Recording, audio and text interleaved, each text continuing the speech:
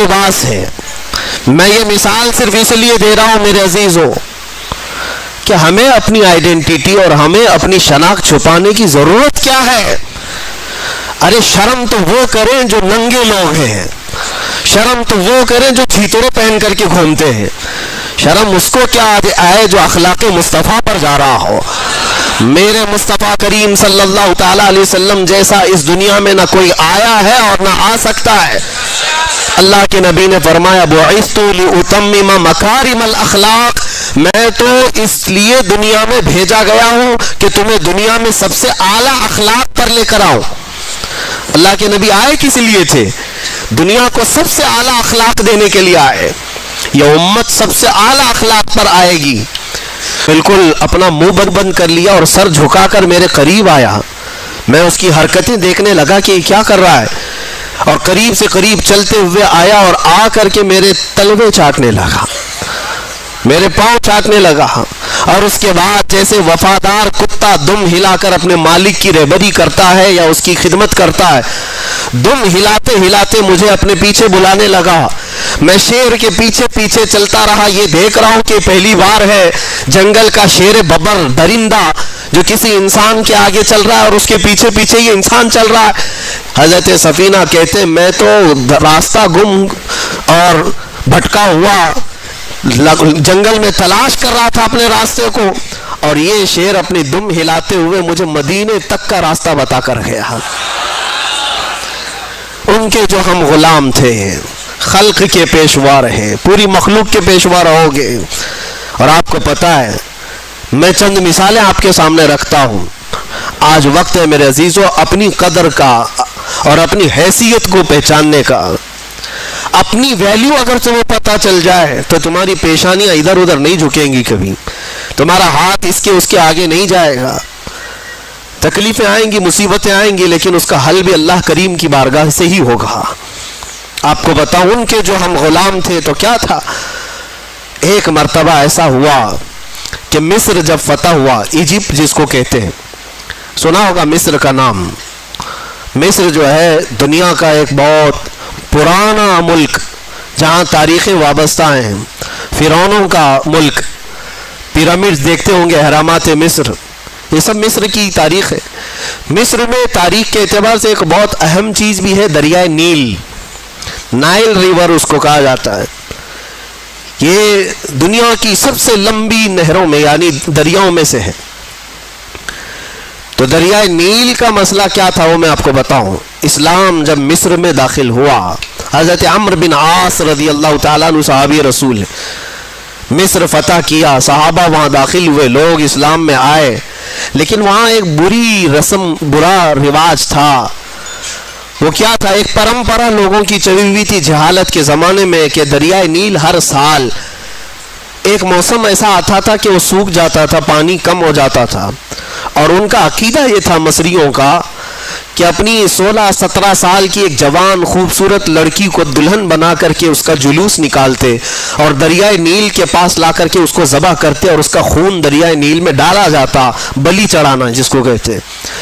और एक लड़की को कुर्बान करते तो फिर दरियाए नील का पानी मौजे मारता हुआ ऊपर आ जाता। ये हर साल उनके साथ होता था।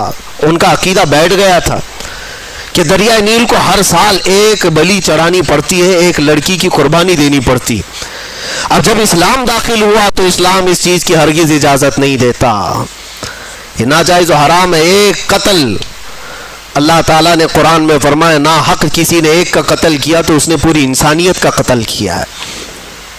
हज़रत अम्र बिन आस के पास लोग आए और कहा कि दरियाए नील सूख रहा है, पानी ख़त्म होने को है, क्या किया जाए?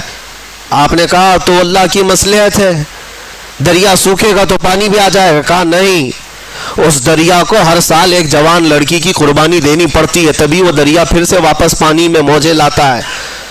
आपने कहा ऐसे कैसे हो सकता है? कहा तारीख है। सब यही कहने लगे और उसके बाद पानी की किल्लत होती गई तो हज़रत अम्र बिन आस घबरा गए कि वो गवर्नर है वहाँ पर, अब नए गवर्नर है, उन्हें पूरा मुल्क संभालना है। लोग जब पानी की शदीद किल्लत का एहसास करेंगे तो फिर क्या होगा? तो हज़रत अम्र बिन आस ने ख़त लिखा, किसको? हज़रत उमर इब्न ख़त्ताब रज़ियल्लाहु ताला अन्हु, अमीरुल मोमिनीन, ग़ुलाम मुस्तफ़ा, नबी करीम सल्लल्लाहु अलैहि वसल्लम के उस सच्चे जानशीन को ख़त लिखा जब उनका दौर था।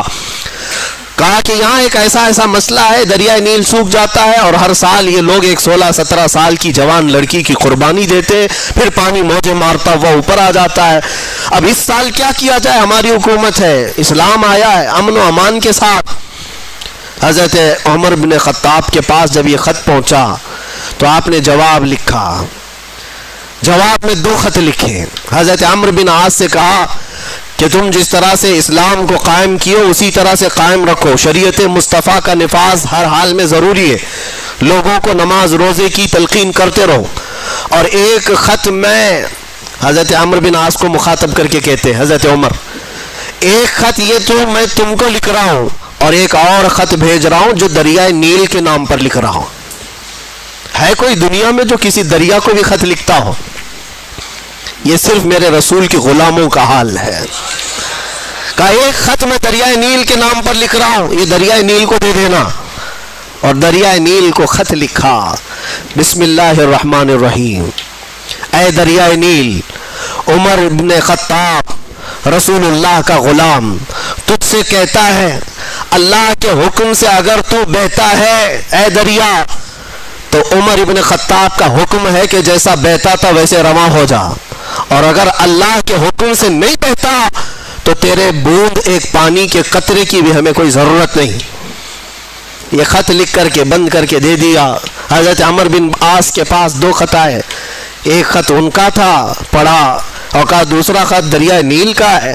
हज़रत अम्र बिन आस ने कहा दरिया नील के लिए हम पर भी ख़त आया है। लेकर के गए और दरिया नील में वो ख़त डाला। जैसी ही ख़त डाला, रिवायतों में मौजूद है 16 गज पानी ऊपर मौजे मारता हुआ गया। उनके जो हम गुलाम थे खल्क के पेशवा रहे। कौन नहीं मानता उनके हुक्म को? कौन है जो उनके हुक्म के खिलाफ जाए? दरिया है। इसीलिए शायर ने कहा था, मेरे अजीज़ों, हज़रत साद इब्न अबी वक्कास एक और सहाबी हैं, अशरा मुबशरा में से, ये इराक फतह करके दाखिल हुए थे। 400 सहाबा इनके साथ थे। इराक के बाद जब ये आगे बढ़ रहे थे, वो मुसलमान कैसे थे जिनको इकबाल ने कहा था, थमता न था किसी से सैले रवां हमारा, बातिल से डरने वाले है आसमां नहीं है हम, 100 बार कर चुका है तू इम्तिहान हमारा। ये लोग कहीं रुकते ही नहीं थे, इनकी कोई सरहद ही नहीं थी। एक इलाका फतह हो गया तो बस काफ़ी है नहीं, आगे बढ़ना है। हज़रत साद इब्न अबी वक्कास जब इराक फतह कर चुके तो इराक से मुत्तसिल ईरान भी है, जिसको फारस कहा जाता था पहले। ईरान और इराक के बीच में दरियाए दजला है। अब जब इराक फतह हो गया, दरियाए दजला है, दरियाए फुरात जो भी दरिया है उसके बीच में, तो सहाबा ने कहा कि हम उधर भी जाना चाहते हैं, उस इलाके को भी फतह करें, गुलामी मुस्तफ़ा में शामिल करें। जबकि फारस किसरा के पावर के अंडर में था। किसरा उस वक्त के सुपर पावर बादशाह का नाम है। जैसे आज अमेरिका, लोगों के दिमाग के हिसाब से, हमारे हिसाब से नहीं, सुपर पावर। मेरे अजीज़ों, साद इब्न अबी वक्कास से जब साहबा ने कहा उधर जाना है, कहा बीच में दरिया है, कैसे जाएंगे? हज़रत साद इब्न अबी वक्कास ने कहा तुम मेरे साथ चलोगे? साहबा ने कहा कैसे? उधर ईरानी फौज ने जितने ब्रिज थे दरिया के ऊपर पार करने वाले सब तोड़ डाले थे, जो लकड़ियों के थे वो जला डाले थे, सब खत्म कर डाले थे, क्योंकि उन्हें डर था ये मोहम्मद अरबी के गुलाम में रुकते कहीं नहीं है, ये अगर उधर से इधर क्रॉस करके आ गए तो हमारी भी खैर नहीं। सब तोड़ डाले। उसके बाद वो ईरानी फौज की तारीख भी मौजूद है तारीख तबरी में। वो लोग देखते रहे तमाशा कि ये 400 लोग क्या कर पाएंगे दरिया है बीच में। हज़रत साद इब्न अबी वक्कास ने अपने सहाबा से कहा चलो। सबने पूछा नहीं कैसे जाना है। अपने कायद, अपने जो लीडर थे हज़रत साद इब्न अबी वक्कास सिपह सालार, उनके पीछे चल पड़े। फिर किसी ने पूछा किस रास्ते से जा रहे? साद इब्न अबी वक्कास ने कहा दरिया से जाएंगे। और कैसे जाएंगे? घोड़ों पर बैठे हुए हैं, दरिया से जाने की बात करते हैं। क्या तुम्हारा घोड़ा इतनी छलांग लगाएगा कि इस दरिया को क्रॉस कर जाएगा? साद इब्ने अबी वक्कास ने कहा कोई छलांग लगाने वाला घोड़ा नहीं, चल करके ही जाएगा। ये तारीख में पहली बार हो रहा है। साद इब्ने अबी वक्कास ने कहा मेरे पीछे चलो। सहाबा ने सब अपने अपने घोड़े उनके साथ लगा दी। साद इब्ने अबी वक्कास का घोड़ा पहली मर्तबा दरियाए दजला पर पांव रखता है, आपने अल्लाहु अकबर कहा। दूसरा पांव रखता है, आपने अल्लाहु अकबर कहा। सहाबा ने देखा साद इब्ने अबी वक्कास का घोड़ा दरियाए दजला पर चलता हुआ जा रहा है, उसके टाप पर कोई पानी का निशान भी नहीं है, टापों पर पानी तक भी नहीं। तो सारे सहाबा पानी पर चलते हुए चले गए, चलते हुए चले गए। ये तारीख की सच्चाइयां मैं बता रहा हूं। ईरानी फौज उस वक्त मुल्क फारस की, किसरा की फौज ये देख करके क्या कहती है जानते हो? कहती है देवा आमदन, फारसी में देवा आमदन। अरे जिन्नात की जमात आ रही है, ऐसा लगता है जिन्नात की जमात आ रही है पानी पर चलते हुए। मेरे अजीजों तुम्हें भी दिखाना है जिन्नात की जमात होती कैसी है। वो चल करके चले गए और जब दरियाए दजला को उबूर कर लिया, मेरे अजीजों इनकी हैबत से वैसे थर्रा गए थे कि मुल्क फारस पूरा परचम इस्लाम में आ गया था, इस्लाम का परचम लहराने लगा था। अजीजान गिरामी वक़ार, उसी बात को इकबाल ने कहा था कि ये थमता न था किसी से सैले रवा हमारा।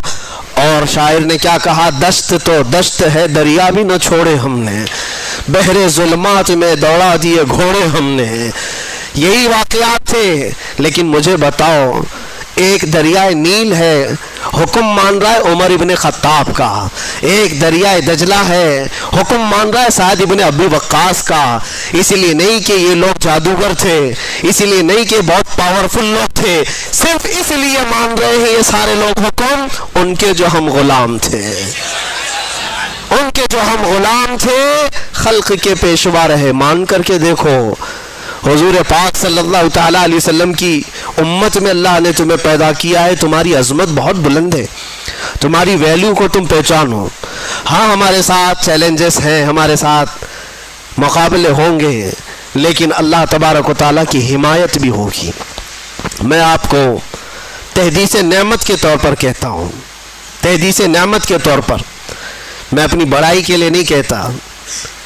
आज इसलिए सिर्फ इजहार कर रहा हूँ कि मैं यही रात रही होगी या इससे पहली वाली रात रही होगी, मुझे अंदर ऐसा बंद कर दिया गया था कि दिन और रात भी मालूम ना पड़े।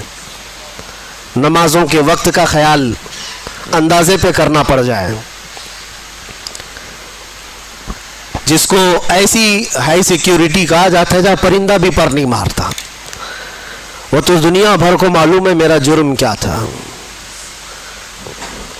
हमारा जुर्म सिर्फ इतना है, जुर्म इतना ही है कि हक बोलता हूँ बरमला, चाटना किसी के तलवे है नहीं फितरत मेरी।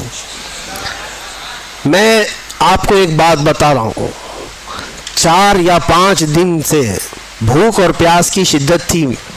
एक लुकमा भी मैंने खाया और पिया नहीं था, और मौत का इंतज़ार कर रहा था, शायद मौत आ जाएगी।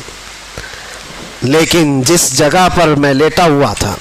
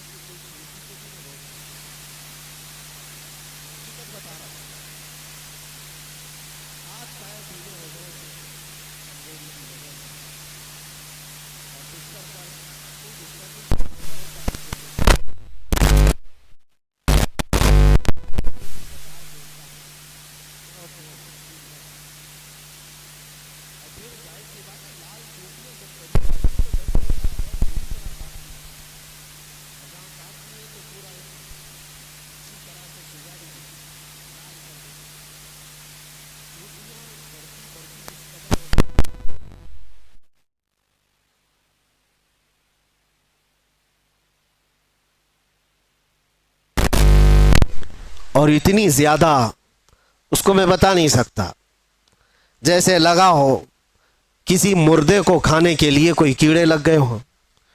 फिर दिल ही दिल में एहसास होने लगा कि शायद मेरी मौत हो गई होगी और ये कीड़े खा रहे होंगे, क्योंकि गशी आ जाती थी, गनूदगी आती थी, तो लगता था हम किसी दूसरी दुनिया में। कोई इंसान तो दिखते नहीं थे, सूरज भी नहीं दिखता है, अंधेरा है। 3 से 4 घंटे इस तरह से लेटे रहे। चूंटियां इधर काटेंगी, उधर काटेंगी, गर्दन पे आ गई, चेहरे पे आ गई, जिस्म में आ गई। जाहिर सी बात है, लग तो रहा था। इफ्तारी का वक्त करीब था। अब इसके आगे के मामलात जो मेरे साथ हुए वो मैं एक्सप्लेन नहीं कर सकता, लेकिन इतना बताना चाहता हूं। ताकत आई, जिसने भी उठाया मुझे, कौन था, किसने उठाया, अल्लाह ही बेहतर जाने। जब उठ करके देखा, बिस्तर पर सारी चूंटियां पड़ी हुई हैं, चल रही हैं, रेंग रही हैं जिस्म पर। और मेरे रब्बे करीम का एहसान है से उन 50 नहीं, हजारों चूंटियों में से एक चूंटी ने भी काटा नहीं था। वो इसलिए नहीं कि मैं कोई पावरफुल आदमी या मैं कोई परहेजगार, मैं कोई अल्लाह का वली, नहीं, मैं इसका कोई दावा नहीं करता, कोई दावा नहीं करता। मेरी ताकत भी इतनी नहीं थी कि चूंटियों को निकाल कर अलग किया जाए। लेकिन और ये भी नहीं है कि कभी काटी नहीं, काटती हैं, अभी भी काटेंगी। अभी अगर हाथ पे रख दें तो काट लेंगे। पहले भी काटी है, मच्छर भी काटे हैं। ऐसे हम हैं नहीं कि हमको नहीं काटते, काटते हैं। लेकिन वो सिचुएशन जहां आदमी पूरी तरह से मजबूर हो गया हो, हाथ पैर हिला ना पाता हो, चूंटियां चढ़ गई हो और फिर ना काट रही हो, तब ये एहसास हुआ, रब्बे जुल जलाल तू जहां जैसा चाहे अपने हबीब के गुलामों की हिफाजत करता है।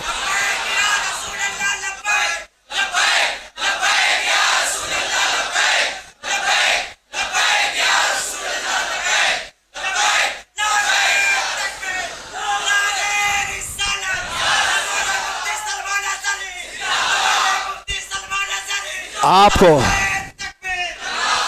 मुझे वो हदीस याद आई जब सहाबा इकराम रिज़वानुल्लाह ताला अलैहिम अजमईन की एक जमात को अल्लाह के नबी सल्लल्लाहु ताला अलैहि वसल्लम ने तबलीग के लिए भेजा था।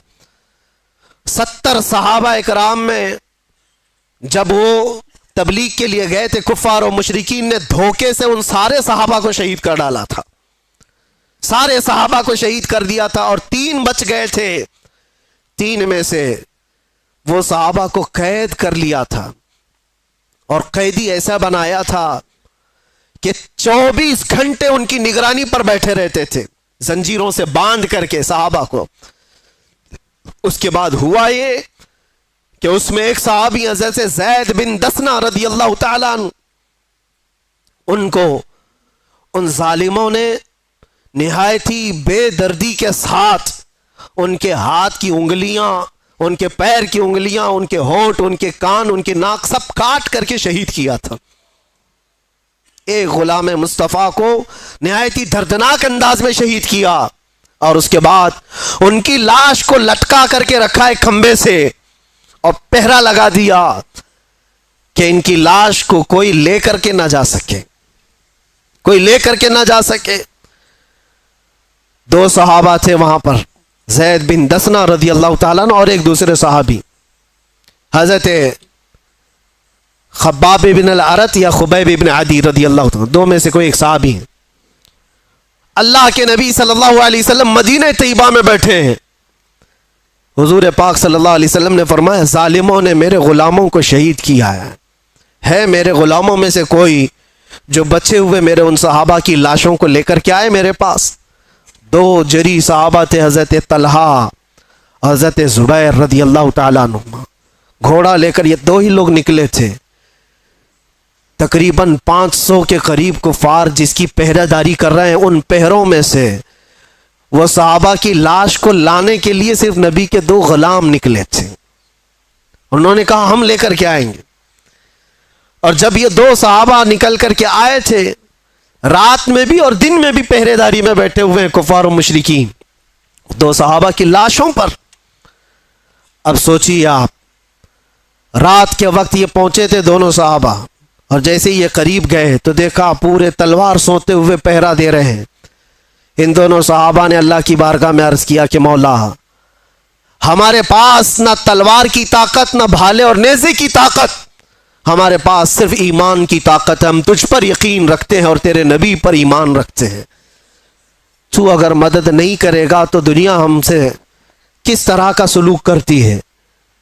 देखा, ये दोनों सहाबा दुआ कर रहे थे, वो सारे कुफ्फार और मुशरिकीन को ऊँग लग गई, नींद लग गई। उनके बीचों बीच से गए और उन सहाबा इकराम की लाशों को उठाया।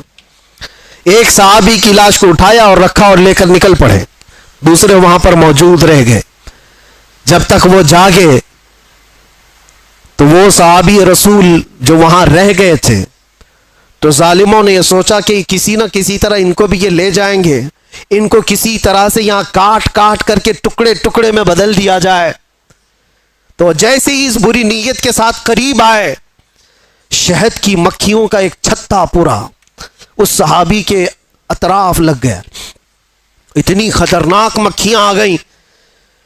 वो सहाबी रसूल जिनकी लाश वहां पर मौजूद है, पूरी मक्खियां, शहद की मक्खियां।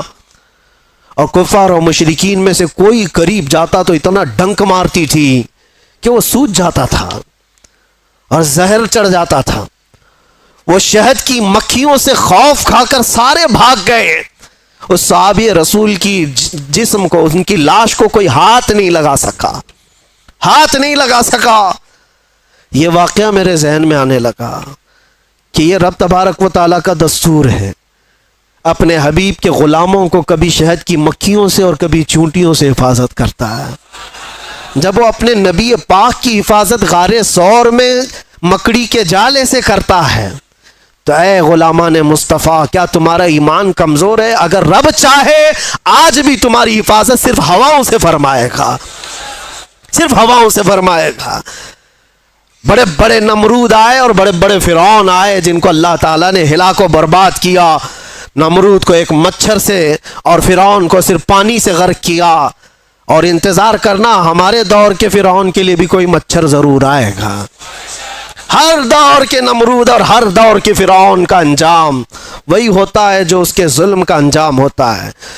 इसलिए कि कुरान में अल्लाह ताला फरमाता है, वमल्लाहु बिगाफिलिन अम्मा यअमलु ज़ालिमून, अल्लाह तबारक व तआला जालिमों के काम से बेखबर नहीं है, हर चीज देख रहा है।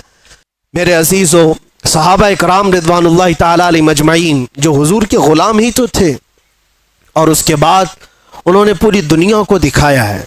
मदीने से वो निकले थे, सहराओं में रहने वाले हैं, बादिया नशीन, चटाइयों पर बैठने वाले हैं और पैबंद लगे कपड़े पहनने वाले हैं, पूरा दिन एक खजूर की घुटली पर सब्र करने वाले हैं, पानी के नाम पर 2-2 दिन तक किल्लत का सामना करने वाले हैं, और जिनके घरों में एक बार गोश्त का एक टुकड़ा आ जाए तो पूरे मदीने में घूमता था, पूरे मदीने में घूमता था। ये वो जमात है सहाबा की।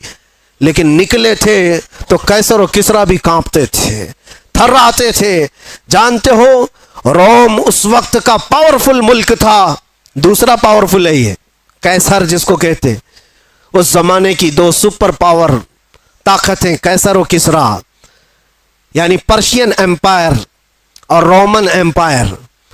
रोम को फतह करने के लिए जब आमना सामना हुआ था तो किसका हुआ था? अल्लाह के शेर सैफुल्लाहिल मसलूल खालिद बिन वलीद रदी अल्लाह ताला अन्हु। और उनके सामने जो सलीबी आए थे, जो दुश्मन आए थे, उन्होंने पुकार करके क्या कहा था कि ये कौन से गुलाम आए हैं? ये अरब वाले लोग आए हैं, ये बद्दू लोग आए हैं जो खजूर खाकर रहते हैं। ताना मार रहे थे। उनके पास 4 लाख की फौज थी।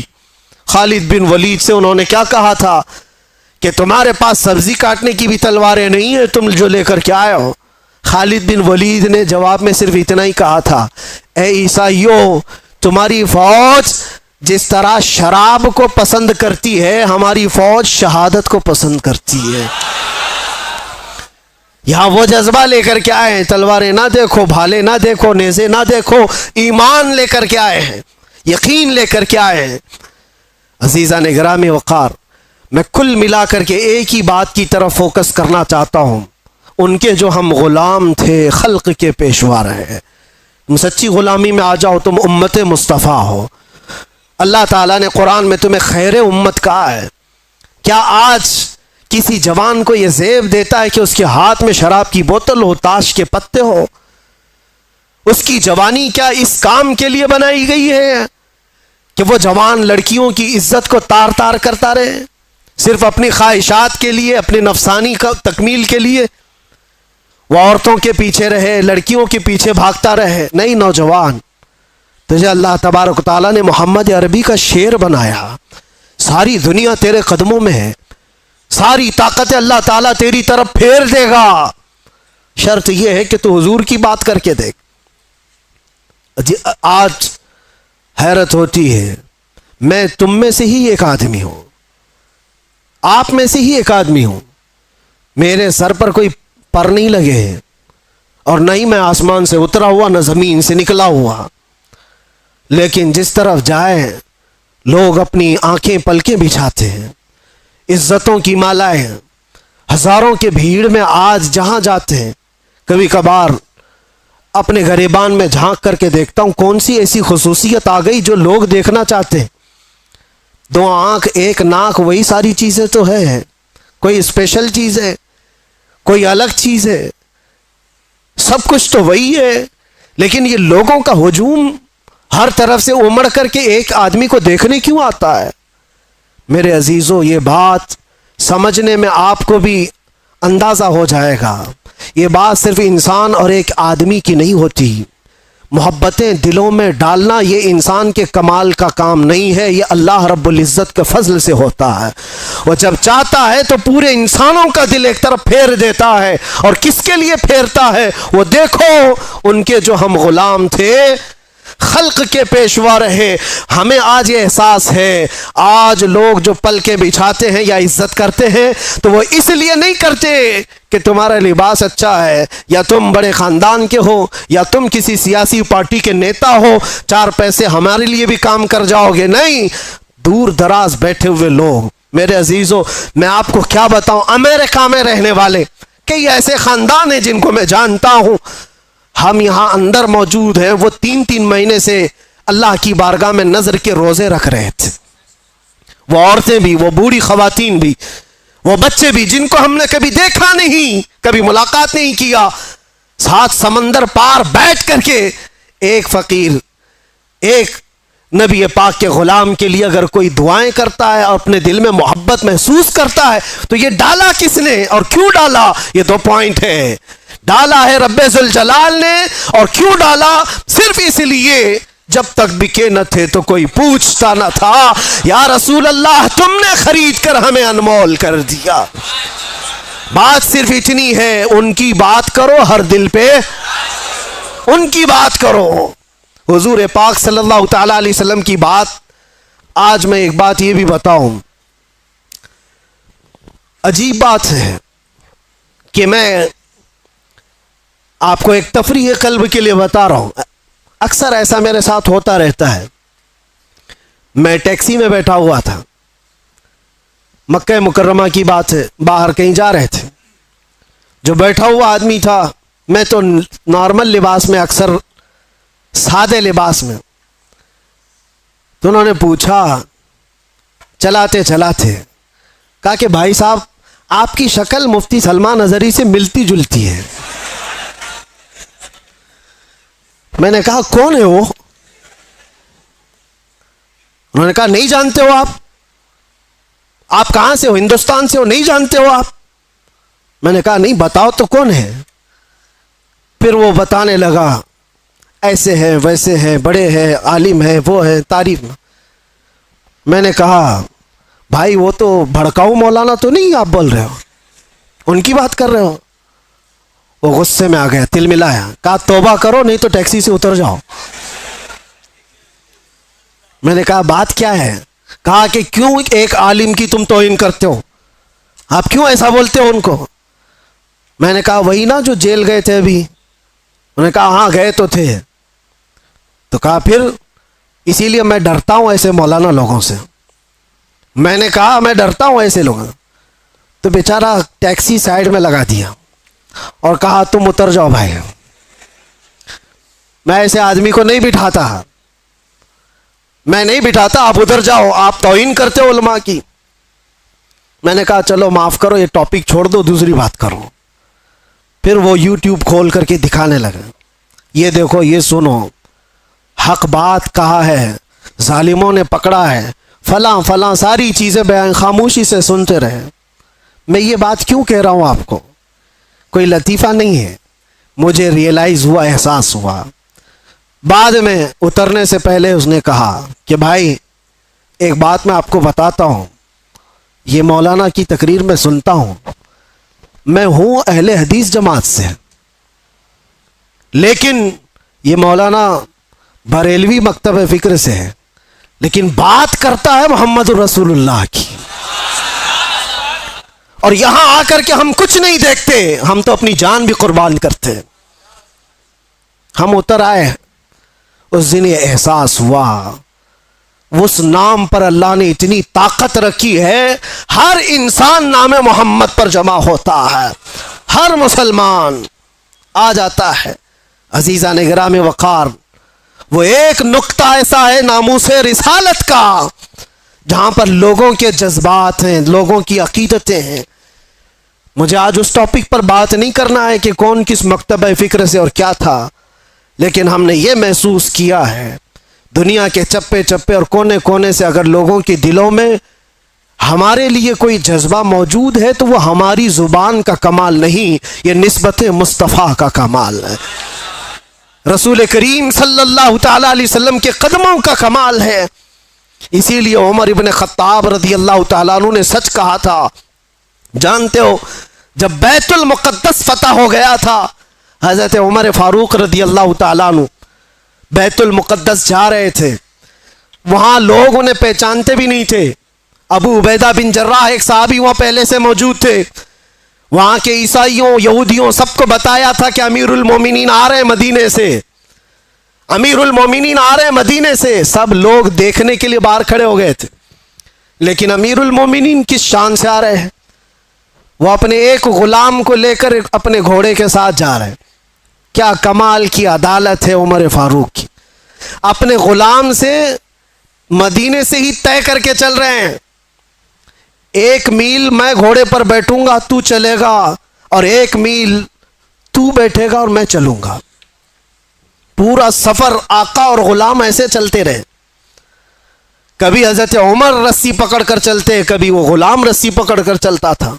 और इत्तेफाक ऐसा कि बैतुल मुक़द्दस जब करीब आया, लोग वहां इस्तकबाल के लिए खड़े हैं और घोड़े पर बैठने की बारी गुलाम की थी। गुलाम ने कहा कि हुजूर अब तो मैं उतर कर चलता हूं, आप बैठे। कहा नहीं, अदल तो अदल है, इंसाफ, तेरी बारी है, तू बैठेगा, मैं रस्सी पकड़ कर चलूंगा। रस्सी पकड़ कर चल रहे हैं और लोगों में एक नारा लगा कि अमीरुल मोमिनीन आ गए। सब दौड़ करके उस घोड़े की तरफ जा रहे हैं जो घोड़े पर सवार आ रहा है। अबू उबैदा बिन जर्राह जो सहाबी मौजूद थे, पुकार कर कहा, ऐ लोगों, सवारी पर बैठा हुआ वो नहीं है अमीरुल मोमिनीन, रस्सी पकड़ कर जो आ रहा है वो है अमीरुल मोमिनीन।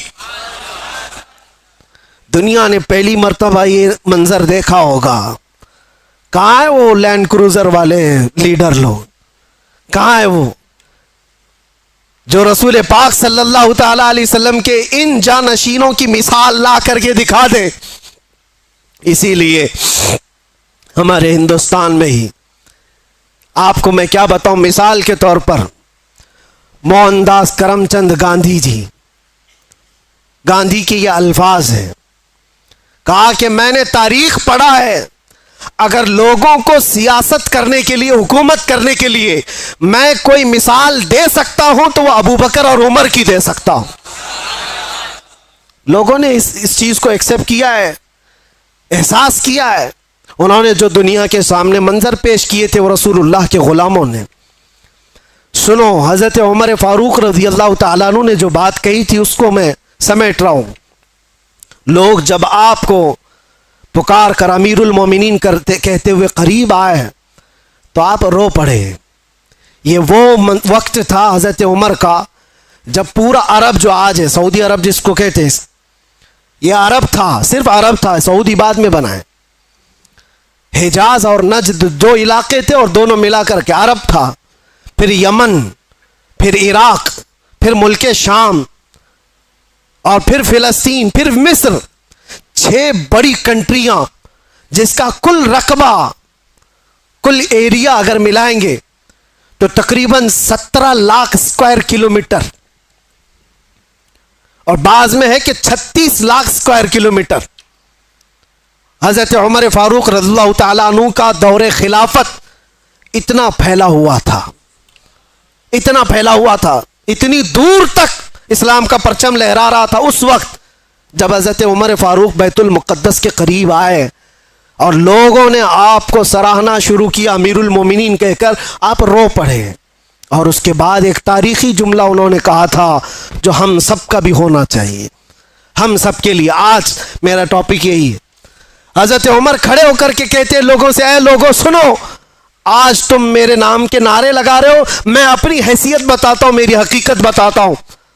मेरा नाम उमर है, मेरे बाप का नाम खत्ताब है, मैं खत्ताब का बेटा उमर हूं। बचपन में मुझसे 2 बकरियां नहीं संभाली जाती थी, मेरे बाप मुझे बकरियां चराने के लिए भेजते थे तो बकरियां इधर से उधर हो जाती, और जब बकरियां मुझसे नहीं संभलती तो रोज मैं अपने बाप के घोंसे खाता था, रोज मुझे मार पड़ती थी मेरे बाप से, बकरियां मुझसे नहीं संभलती थी। और आज तुम देख रहे हो 36 लाख स्क्वायर किलोमीटर का पूरा रकबा उमर तन्हा उसकी निगरानी करता है। और ऐसी निगरानी मदीने में बैठे हुए उमर फारूक है। मुल्क शाम का एक वाकया मैं आपको बता रहा हूं। मुल्क शाम मदीने से हजारों किलोमीटर दूर, मुल्क शाम में बैठी हुई एक खातून रात को अपनी बेटी से कहती है, दूध में पानी मिला करके बेचो तो थोड़ा ज्यादा हो जाएगा। बेटी कहती है, अम्मा उमर इब्ने खत्ताब का दौर है। कहां है? मदीने में बैठे हुए, और लोगों के अंदर अदल और इंसाफ करने की चाह हजारों मील दूर पर भी है। तो हजरत उमर उस दिन ऐलान करते हैं, आज जो बचपन में 2 बकरियों को नहीं संभाल सकता था, 36 लाख स्क्वायर किलोमीटर को तन्हा चलाता है, वो इसलिए नहीं कि खत्ताब का बेटा उमर है, इसलिए चलाता है कि मोहम्मदुर रसूलुल्लाह का गुलाम उमर है। उनके जो हम गुलाम थे, खल्क के पेशवा रहे। कुल मिलाकर के एक ही नुक्ता है, हमें करनी है शहिंशाह है बतहा की रजा जोई, वो अपने हो गए तो रहमत परवरदिगार अपनी। अगर हुजूर हमारे हो गए तो फिर बचा क्या है। इसीलिए सहाबा क्या कहते थे पता है? सारे जख्म खाते थे, मुसीबतें उठाते थे, और फिर मुस्कुरा करके हुजूर से कहते थे, हर सितम हर मुसीबत गवारा है, या रसूल अल्लाह एक बार तुम कह दो कि तू हमारा है। तुझसे तुझी को मांग कर मांग ली सारी कायनात। सहाबा इकराम भी बड़े अकल के साथ, बड़े इश्क के साथ मांगते थे। हुजूर पाक सल्लल्लाहु ताला अलैहि वसल्लम जब जब किसी सहाबी से कहते कुछ चाहिए, कुछ मांगना है, तो उनका सलीका भी तो देखो मेरे अजीज हो। तुम्हें अगर ऑप्शन दे दिया जाए तो जल्दी से क्या मांगोगे? हर एक के अपने मसले हैं, हर एक के मसले, जो जिस मसले में उलझा हुआ है वही मांग लेगा। अरे नौकरी नहीं लगती, 2 साल से भटक रहा हूं, नौकरी मिल जाए। किसी को छोकरी नहीं मिलती, वो मांग रहा है, या जो चाहिए वो नहीं मिलती, वो मांग रहा है। इसी में सारी दुनिया तुम्हारी, सारे अकल इसी के अंदर, दुनिया मांगने के लिए। और 4 दिन की अय्याशी है, उसके बाद फिर पुरानी हो जाती है। जिस चीज की बेस दुनियावी मोहब्बत पर होती है, याद रखना, वो बहुत जल्दी पुरानी होती, उससे मोहब्बत भी कायम नहीं रह पाती। और जिस चीज की इब्तिदा अल्लाह की रजा पर होती है, वो दुनिया में भी सलामत रहती है, आखिरत में भी सलामत रहती, वो अल्लाह महफूज रखता है। और सहाबा क्या मांगते थे? एक सहाबी रात को हुजूर सल्लल्लाहु अलैहि वसल्लम की बारगाह में तहज्जुद के वक्त वजू करा रहे हैं।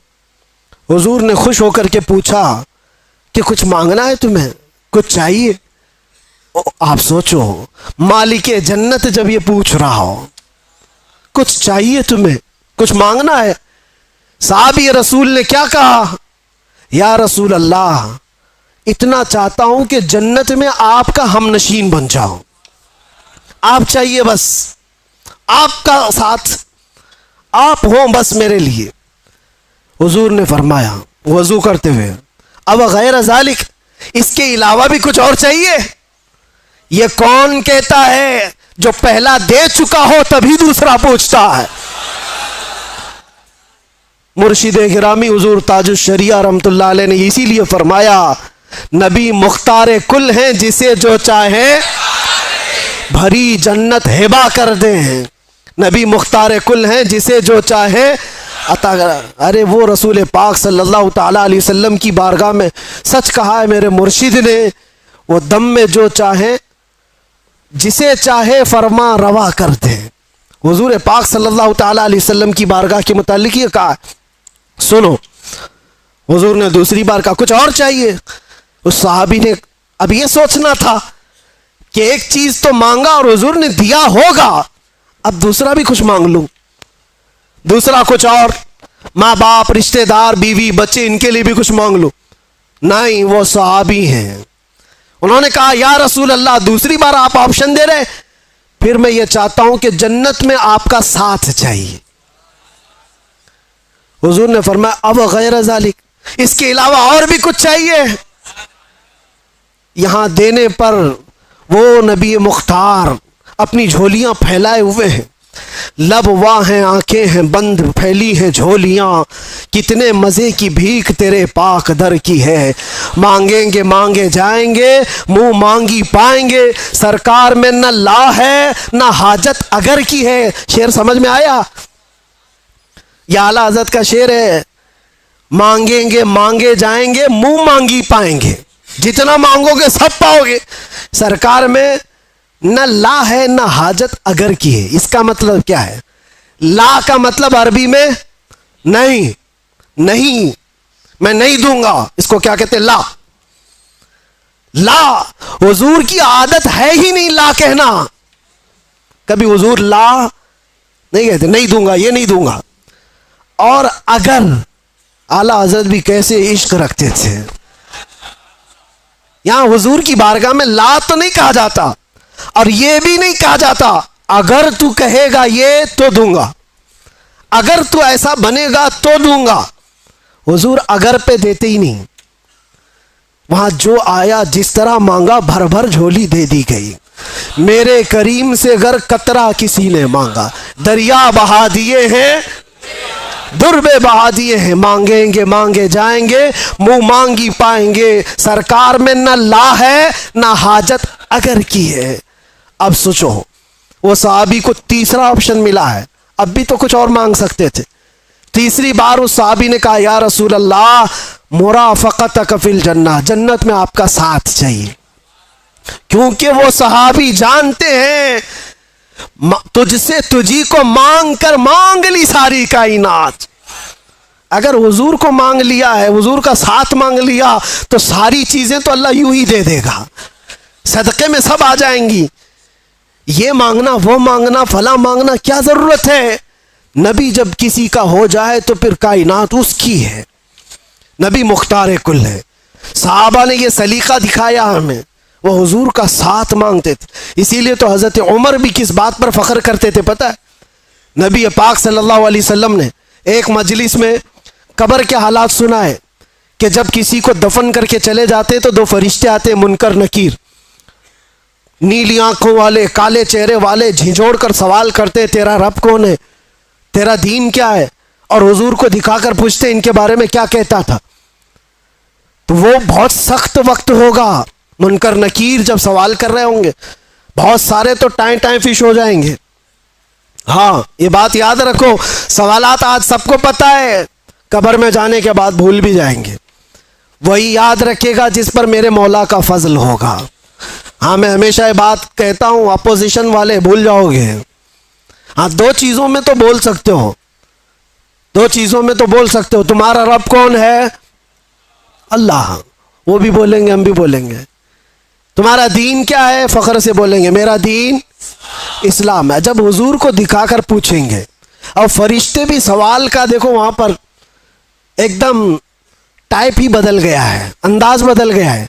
दो सवालों में तो फरिश्ते पूछ रहे हैं तेरा रब कौन है, कौन था नहीं पूछा। क्या पूछा? कौन है? तो कहते मेरा रब अल्लाह है।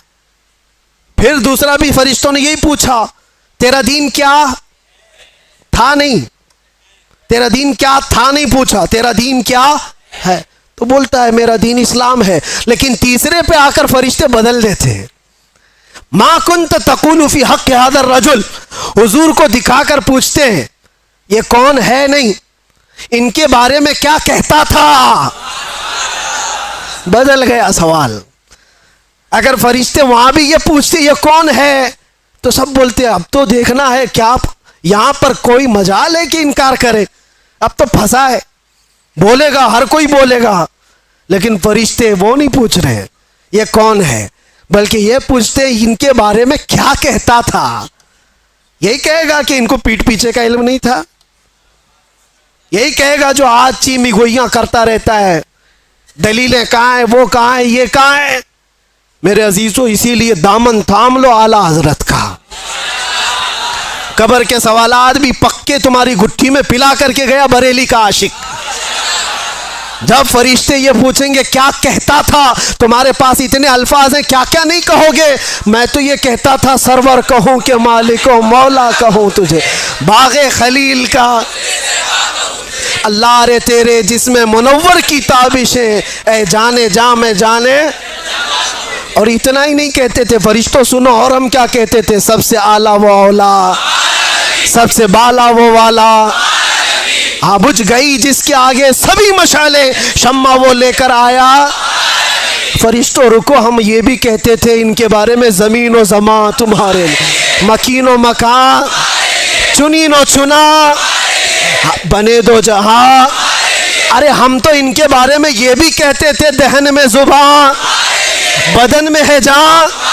हम आए यहाँ और उठे भी वहां, लब्बैक या रसूल अल्लाह।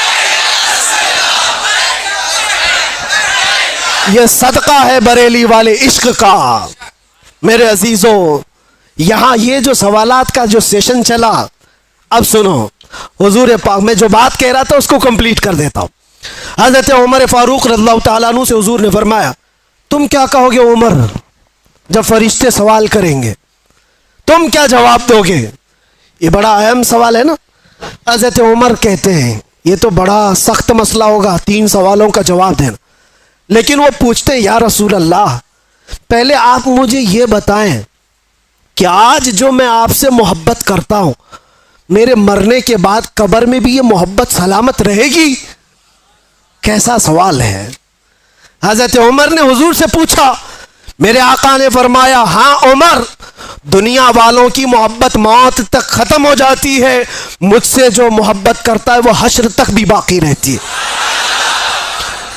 तब हज़रत उमर ने झूम करके कहा, या रसूल अल्लाह, कब्र में अगर आपकी मोहब्बत साथ है तो फिर ये मामला मेरे ऊपर छोड़ दे, मैं खुद निपट लूंगा।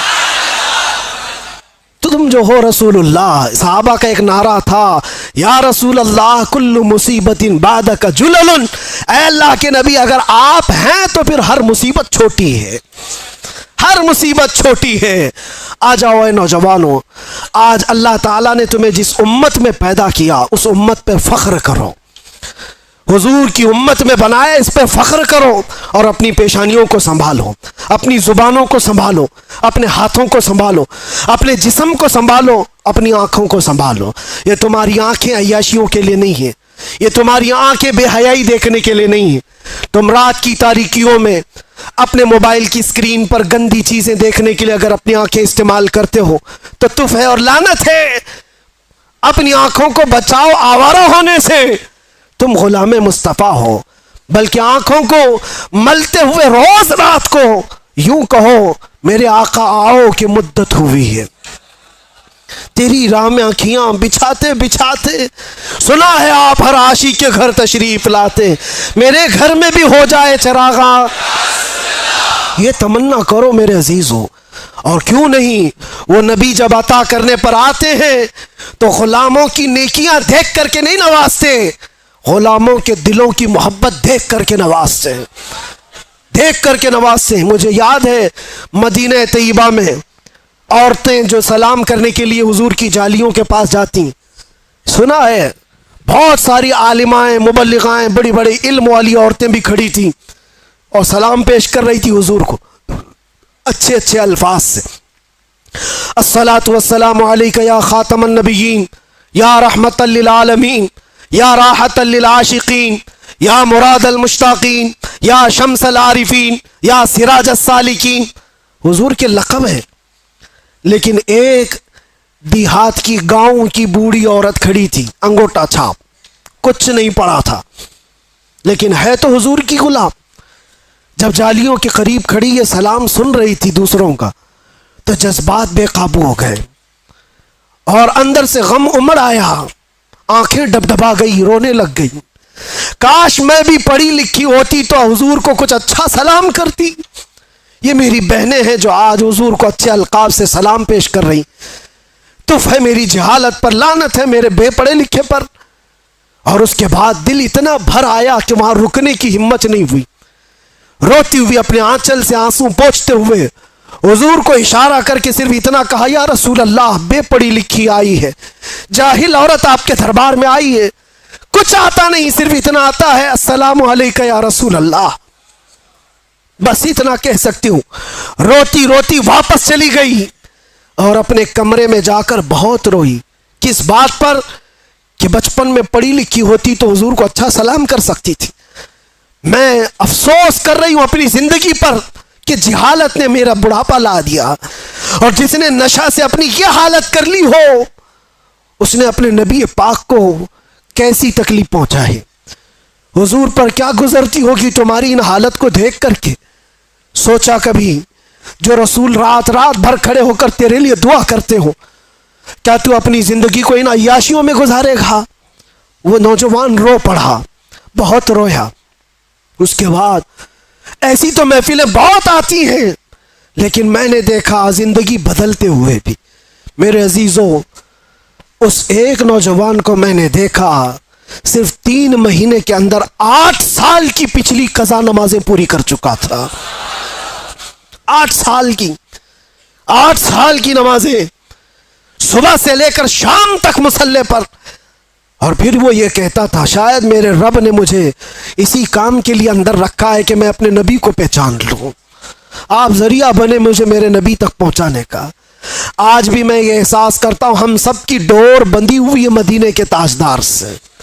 मैं उसी डोर को पकड़ना चाहता हूं जो हजारों नौजवान मुझे सुनना चाहते हैं। मैं जानता हूं वो इसलिए कि इनकी नसें मुझसे नहीं जुड़ी हैं, आमिना के लाल से जुड़ी हुई है। हम उनकी बात करते हैं तो इनकी रग फड़कने लगती है। सच बताओ कि हमारी गुफ्तगू सुनते हुए, हुजूर की मोहब्बत की बात सुनते हुए दिल हिचकोले नहीं खाता तुम्हारा? तुम्हारी नसें नहीं फड़कती? वो मेरी जुबान का कमाल नहीं जो तुम्हारा ताल्लुक मुस्तफ़ा करीम की जात से है। जब किसी के महबूब को छेड़ा जाए तो फिर उसका पूरा जिस्म का खून गर्म होने लगता है। यही तुम सबकी कैफियत है। जितने लोग मुझे सुनते हैं, मैं जानता हूं उनके दिलों में मेरे नबी की मोहब्बत है, इसलिए जब ये बातें सुनते हैं तो उनका जिस्म गर्म होता है और रगें फड़कने लगती हैं। और मैं उसी को वापस फिर लाना चाहता हूं। ये अगर चिंगारी शोला बन जाए जो तुम्हारे दिलों के अंदर मौजूद है, तो फिर क्या कमाल की बात है। कुव्वते इश्क से हर पस्त को बाला कर दे, दहर में नामे मोहम्मद से उजाला कर दे। जिस तरफ तुम गुजरोगे, खुशबुएं तुम्हें लोगों को ये बताएंगी कि गुजरने वाला मदीने का गुलाम जा रहा है। आ जाओ, आज की इस रात ये तय करके उठो कि जीना है तो मेरे नबी की मर्जी के मुताबिक जीना है, इंशाअल्लाह। और जितनी बेहयाइयाँ और बुराइयाँ हमसे या हमारे दोस्तों से सरजद हुई, उनको दूर कराएंगे और माहौल में ले आएंगे। जितनी ज़िंदगी बची है, जाना है ना हुजूर को मुंह दिखाने के लिए। कब्र में हुजूर का दीदार करना है कि नहीं करना है? अरे सच सवर करके हम भी एक दिन जाएंगे। आज कब्रस्तान वालों को देख कर क्या है, जियारत कर क्या है, वो अपनी कब्रों में होंगे। हो सकता है कुछ गुनाहों की वजह से कुछ लोग सजा पा रहे हों, लेकिन आज हम रहमत इलाही से उम्मीद ये करते, मौला उन सब की कब्रों पर आज रहम करम की बारिशें फरमाए। और सबसे बड़ी बात यह है कि आज रब तबारक व तआला उनकी कब्रों में जलवे रसूल अता फरमाए। और हमारी भी कब्रों में होगा इंशाअल्लाह, होगा इंशाअल्लाह। इसीलिए हमको हमारे घर वाले सजा करके भेजते हैं, अच्छे कपड़े पहना कर भेजते हैं, साफ सफ़ेद लिबास कफन का, अतर भी लगाते हैं, सुरमा भी लगाते हैं, फूल भी चढ़ाते हैं, जैसे दूल्हे को सजाते हैं। मुर्दे को क्यों सजा रहे हैं? वो कब्र में जा रहा है, मट्टी में जा रहा है, लेकिन बुजुर्गों ने फरमाया इसलिए सजाते हैं कि वो अपने नबी को देखने जा रहा है, हुजूर की जियारत करने जा रहा है, जाना है, हुजूर को चेहरा दिखाना है, तो वो चेहरा बना तो लो जल्दी से, और जब जाओ तो फरिश्ते जिस वक्त उठाएंगे तो हम इंतज़ार ही कर रहे होंगे, हम इंतज़ार ही कर रहे होंगे कि नबी पाक सल्लल्लाहु ताला अलैहि वसल्लम तशरीफ़ ला रहे होंगे। और बाज़ लोगों की कब्रों का हाल तो ये बताया गया, अल्लाहु अकबर, अल्लाह हमें उन कब्रों में बनाए कि बुजुर्गों ने फरमाया बाज़ मोमिनीन की कब्रों का हाल तो ये है, मुनकर नकीर बाद में आएंगे, पहले रसूलुल्लाह पहुंच चुके होंगे। और फिर वही मोमिन ये कह सकता है जब फरिश्ते उसको पूछ रहे हो, बता इनके बारे में क्या कहता था, वो तो पहले से आए हुए हैं, फिर फरिश्ते पूछेंगे तो यही तो कहेगा वो मोमिन, अब तो पाए नाज से ऐ फरिश्तों क्यों उठूं, अरे मर के पहुंचा हूं यहां इस दिलरुबा के वास्ते।